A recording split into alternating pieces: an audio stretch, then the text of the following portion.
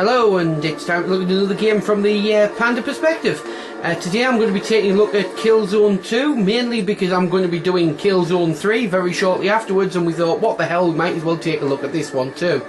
At the start, your options are pretty basic. You've got your campaign, your story mode obviously, your war zone, which is your online, skirmish, which generally allows you to play with the online maps but with bots, something I do quite like. It helps you learn the online maps before you go online. Not that I know if anybody's still playing this online with the third one being out, but never mind. Your options are pretty standard. The customizable controls are crap because you're enforced. You've only got about 6 choices. On a current gen console, I think that's disgraceful. PC games are all fully customizable. Quite a lot of console games are fully customizable. I don't know why some games are and some games aren't. So you credit Killzone.com stuff to basically go and have a look at the website. Don't know why you'd want to, but never mind. So I'm going to jump into single player first of all. To be honest, I'm not going to show the online off because I'm not a fan of online gaming. The online for this is solid, but it's pretty ordinary. Nothing to write home about. I'll go into the camera.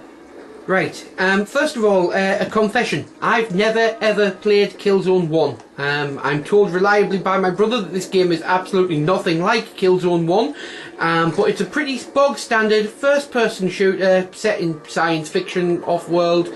I don't want to say Halo because I personally think it's better than that, but it's a really solid game if you look past the certain little flaws with regards to the controls, etc.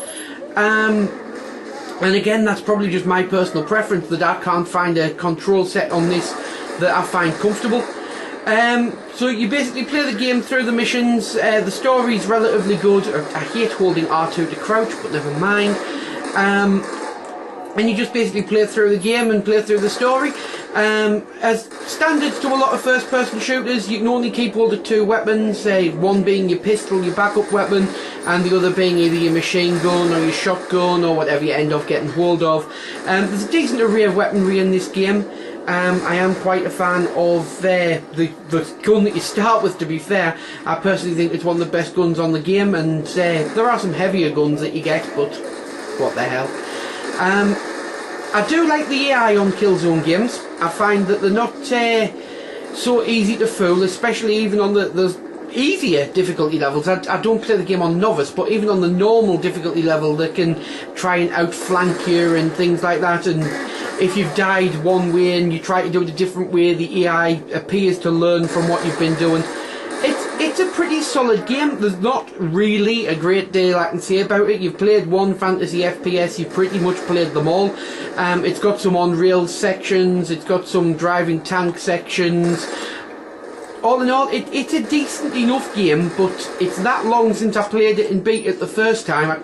You'll have to forgive me, I can't remember a great deal about it. It's not memorable as in, oh, you must play this game. However, with the fact that you can pick it up for about a tenner now, in fact I'm pretty sure I paid £8 for it, it's worth having a second playthrough. I am enjoying having a second playthrough of the game.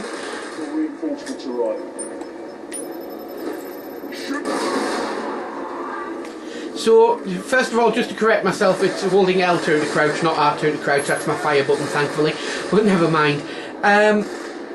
Basically, it is a decent game. It's worth picking up, as I say, if you've not played either of the Killzone games, seeing as the story from the third game follows up directly from the end of this one, it's well worth playing through this one first. It's got a good enough story to keep your interest, although at the end of the game, one of the last bosses you face is one of the cheapest boss fights I've ever had. I wasn't that much of a fan about it. But that's pretty much all I can say about the game. I can't let you listen to music because, well, it's just standard background FPS stuff. It's nothing to write home about. So I'll just leave it there and move on to Killzone 3 in another video.